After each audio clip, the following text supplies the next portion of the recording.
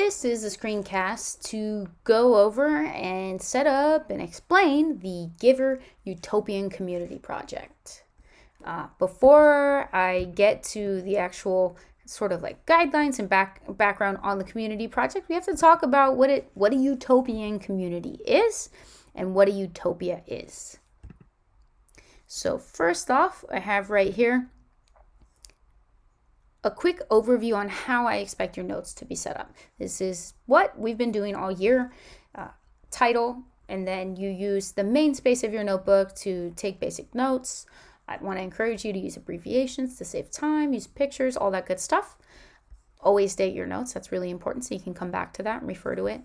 And then give yourself some space in the bottom corner, the side of your notebook, for your thoughts, wonderings, connections. You get the idea.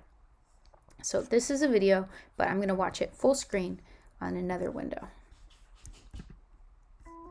The A to Z of isms. Utopianism. Utopianism is the ism of utopias. It means a belief or interest in a perfect world, or at least a world designed to be perfect. The word utopia was coined in 1516 by Sir Thomas More, writer, saint, and opponent of Henry VIII's marriage plans. In his book of the same name, Utopia has been taken by some people at face value as a book about a perfect land. But others point to the fact that the word utopia literally means no place, and that the book is a satire. But that hasn't stopped people. Through the years, there have been all sorts of ideas about a perfect society. Economic utopias with no poverty, ecological utopias where humans live in harmony with nature, and so on and so forth. Many cultures and religions have a myth of a perfect society in the past, like the Garden of Eden. Communes, music festivals, and naturist camps could all be seen as attempts to create a mini-utopia on Earth. There are many kinds of utopias, but one of the central qualities of any utopia, paradoxically, is that it doesn't exist. Being a utopianist essentially means being a dreamer. When John Lennon sang "You May Say I'm a Dreamer" in his famous hit single and utopian anthem Imagine, he was referring to exactly this quality. Utopianism's main flaw is its obsession with perfection. This can lead to absurdities like the Soviet-Russian belief that one day all crime would be eradicated because under true socialism, crime would not be necessary, or the more sinister belief in fascist ideologies that racial purity would eliminate all evil from society. Perhaps this is why much discussion of the topic is now confined to utopianism's dark side. Dystopianism, a way of describing worlds, real or imaginary, in entirely negative terms. From George Orwell's 1984 to Margaret Atwood's A Handmaid's Tale, dystopian fiction has become increasingly popular in books, films, and television. But interest in utopias isn't going anywhere. References within books have been on a steady rise since the 1900s, with clear spikes in the 60s, and also, perhaps surprisingly, in the 80s. And who could deny the perfection of the world, at least in microcosm, as you sit by an ocean and listen to the sound of the waves crashing on a beach, or when you first see a blanket of bluebells in the spring. And without at least striving for a better world, where would we be? In chains with rats chewing off our faces. That's where. So that's just a really quick overview on what a utopia is. So at this point, if you were in class, we're going to pause this video.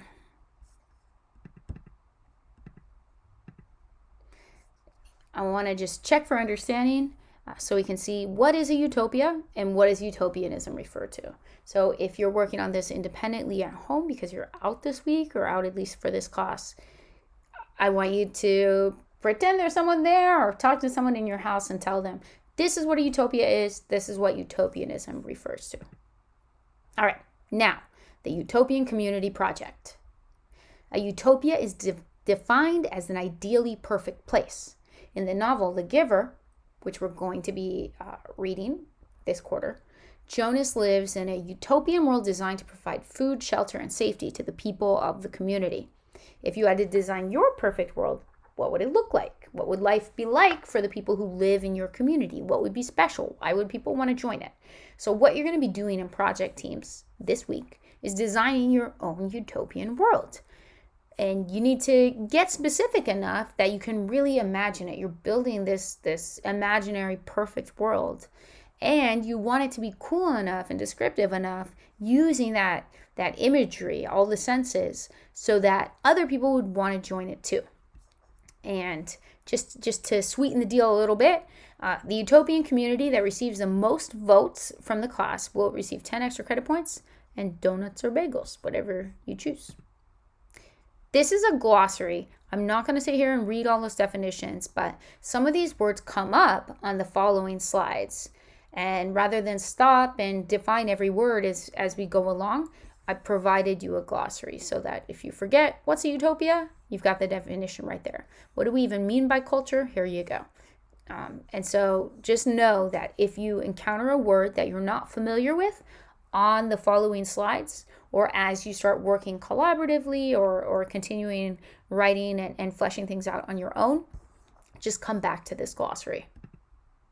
All right, now you can see it says planning in details, part 1 of 3, 2 of 3, and 3 of 3. So there are 12 sections. There's 4 outlines on each of these 3 slides. What I'm expecting today for the first class day of us working on this together is not having all this figured out, but I do expect that you have a student's name, one or more students' name filled in for each of these sections on these 3 slides for each project group, okay? That way people can work on their own time. You can work on this during flex. You get the idea. But we can't really move forward both collaboratively and individually until you make some decisions about who is going to take care of what part. Everything is important, of course, but we all have our different interests, our different strengths. So think about that as you're collaborating, as you're having these initial discussions with your project team, or while you're using a group chat in Teams to communicate also with your project team members who may not be in class today or this week.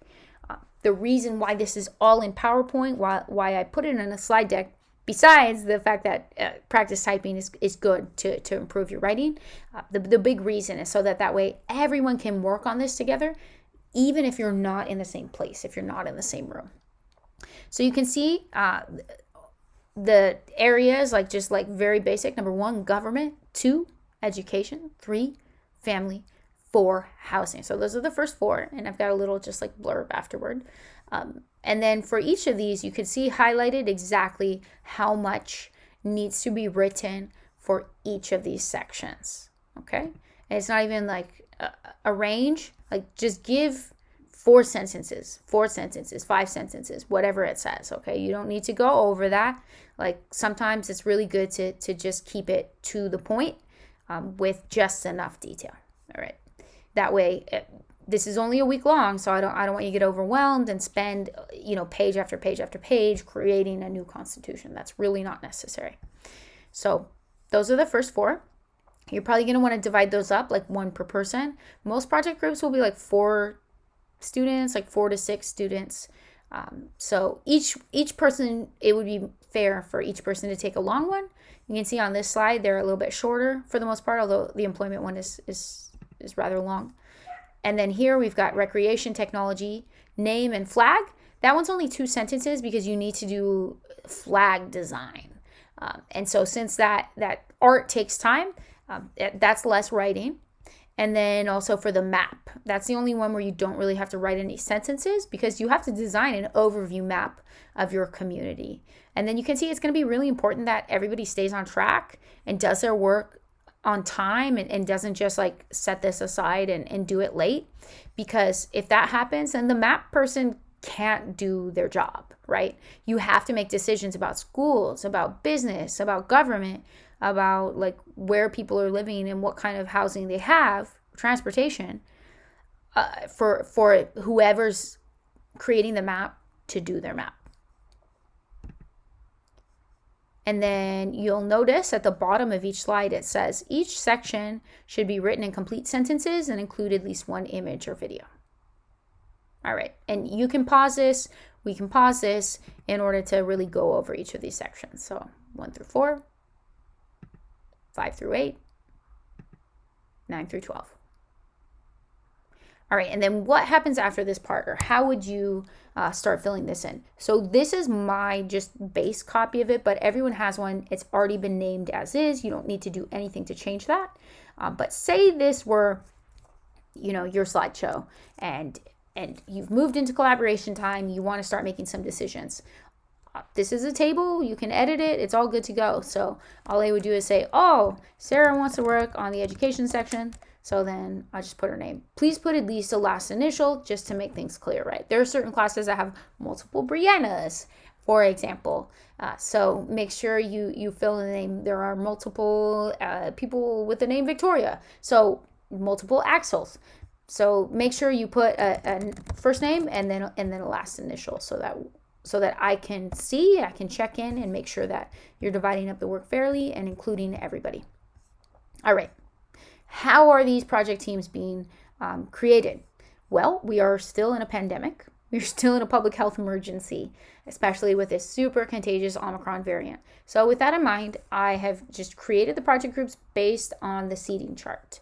You will also at this time be able to look at your desk and see colored tape on your desk, a little piece of colored tape. If you've got yellow, then you're in the west. Red, blue, the northeast. Red, southwest. Purple, southeast. And then right in the middle of the classroom, that will be green for the Midwest. You can use that and really envision as if you are in that part of the country if you want, right? Because there's a section of this that talks about environment and climate. If you want to just go with it, and if you're in the Midwest, just look up info about the climate and the environment in the Midwest and just make that happen. You're totally welcome to do so. But if you want to envision a completely different world on a different planet, go for it. Really, the only limitation is your imagination.